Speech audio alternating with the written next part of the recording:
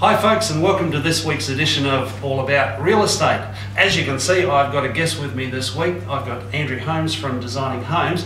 I mentioned last week that we were going to talk to someone who is an expert in staging homes, and Andree's come along. That's what she does with her business. Now Andree, we were talking a little bit earlier and you were saying that you're the director of first impressions, aren't you? I like that saying, Gary, and that's so true. Okay, why is that important? Yeah.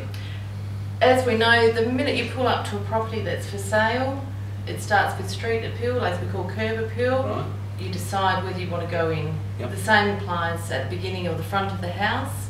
It's very important for first impressions that start at the front veranda and the minute you enter the property. Right. As you know, and most people make up their mind within 30 seconds, they want to go further into the property if this is the house for them. So it's a real feel thing, isn't it? It's a real feel thing. People buy by feel. It's not, I mean, the price is obviously important, but if they walk in, I often hear as an agent, I often hear people say, it doesn't feel right.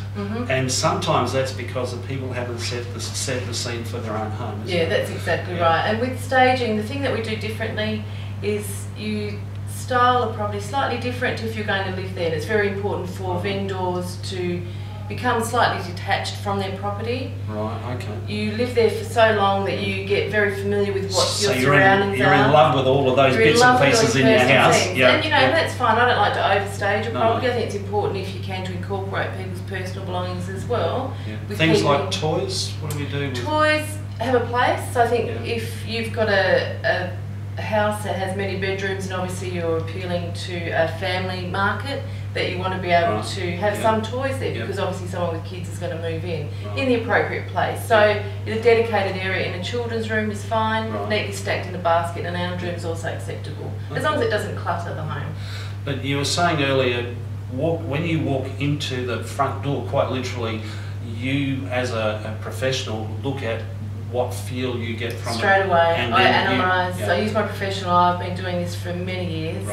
And I know what works. I go to open inspections, I listen to feedback, I listen to what people say. And I'm a person as well, I get a first impression as well. And that's what it's about first impression. So the minute I walk in, I'll start to analyse what's happening the minute I walk in that door. If there's a room to the left, often that will be the first place that somebody's going to see it. So they'll sort of glance in there, they'll glance in there, so it's important that that room not only looks like striking, that we want to walk into that room, but it also has some kind of congruence that will match to start you off to the rest of the home. And okay, so we've walked into the home and it's all done. And how do sellers of homes help you to help them? What's the best things they can do? The best thing they can do is, I guess the first thing would be to take the advice of the professionals. For that reason, because the realtor and the home stylists are professionals. And of course we're actually trying to help them get the most money for their home, aren't we? That's exactly right, and it's a really rewarding vacation. I love what I do. I love helping people sell their property for the best price, for the quickest amount of time with the least amount of stress. And that's what it's all about. You don't want this to be a stressful time. No. Now you're also saying with pets and stuff like that, if you have pets, it's often a good idea to also get someone to come in and do a professional clean for allergies and stuff like that. That also starts at the front door. I think we were discussing earlier that if you do have your beautiful pooch or the pussycat, don't leave their matting or their bedding at the front door or in the back door for that matter. Perhaps it's time for them to have a little holiday as well, which sometimes could be stressful. Pet kennel. I'm an animal lover and I've done the same thing when I sell my home.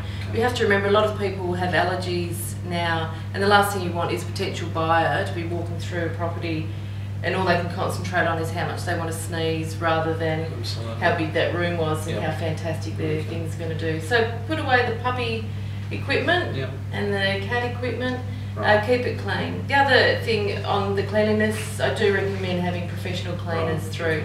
One thing, if you're packing up your home to sell, that's another stress that you don't need. Most people are very reasonably priced now for cleaners. Have the cleaners through and declutter. Okay. That's it for this week. We hope that those tips about getting your home ready for sale have been really helpful. In fact, I had Andree suggest we needed something on this table here, so we went up to our good friends at the Hilltop Blooms Florist and they provided us with this lovely table setting. Next week we're going to be talking to Andree again, and this time we're going to be talking about what do we do if the home is actually empty. Do we need to put some furniture in? That question we'll answer next week. So I'm Gary Hennessy from Professionals Real Estate. We hope you have a great week.